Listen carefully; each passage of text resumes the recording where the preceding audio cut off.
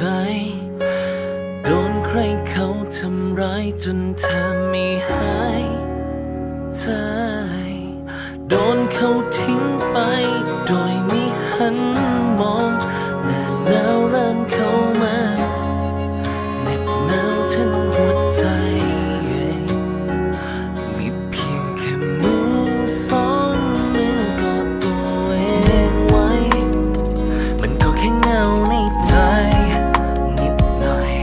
มันอ้างว้างเป็นบ้างบางคราวมันอยู่คนเดียวบนโลกที่มันว่างเปล่าแค่คนที่เคยโดนทิ้งเท่านั้นไม่ได้ต้องการเรียกร้องแม้วันคืนเนิ่นนานเท่าไรแต่ว่าแผลในใจ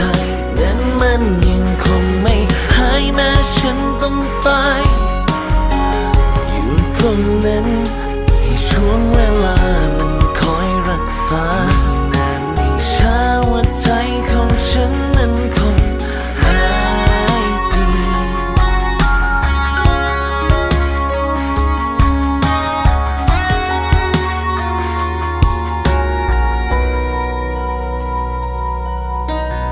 แค่ใครสักคนที่รักจริงที่พร้อมจะเคียงข้างกันในวันที่ฟ้าไม่เป็นใจหรือพายุโหมกระหน่ำ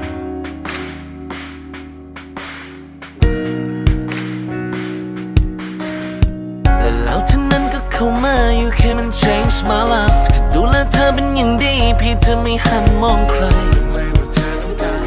แค่เอ่ยปากขอแค่นั้นก็พอไม่ต้องห่วงเลยไม่ได้ให้เธอทดแทนใครหัวใจที่แตกสลายแต่วันนี้มันเหมือนใหม่เธอไม่เหมือนใครเธอไม่เหมือนใครหัวใจที่เป็นมือสองเธอยังจะมองใช่ไหมเรื่องราวในวันนั้นมันคงอยากจะลืมขอฉันเก็บเอาไว้ย้ำเตือนได้ไหมเธอสัญญาจะไม่ให้มันไปรบกวนหัวใจเธอมันก็แค่เงาในใจนิดหน่อยมันอ้างว้างเป็นบ้างบางคราวมันอยู่คนเดียวบนโลกที่มันว่างเปล่าแค่คนที่เคยโดนทิ้งเท่านั้นไม่ได้ต้องการเรียกร้องแม้วันคืนเนิ่นนานเท่าไรแต่ว่าแผลในใจนั้นมันยังคงไม่หายแม้ฉันต้องตายอยู่ตรงนั้นให้ช่วงเวลามันคอยรักษานานไม่ช้าหัวใจของฉันนั้นคงเคยโดนทิ้งเท่านั้นไม่ได้ต้องการเรียกร้องแม้วันคืนเนิ่นนานเท่าไรแต่ว่าแผลในใจนั้นมันยังคงไม่หายแม้ฉันต้องตายแม้คืนวันเนิ่นนานเท่าไรแต่แผลในใจนั้นมันยังคงไม่หาย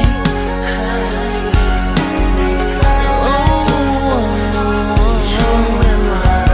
คอยรักษาไม่ได้ไม่ช้าหัวใจของฉันนั้นคงเคยโดนทิ้งเท่านั้นไม่ได้ต้องการเรียกร้องแม้วันคืนเนิ่นนานเท่าไร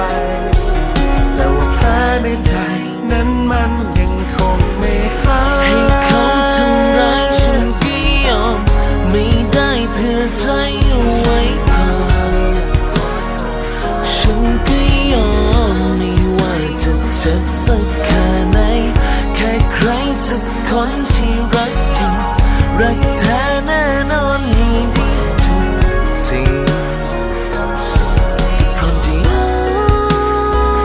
มทั้งหัวใจยอมไม่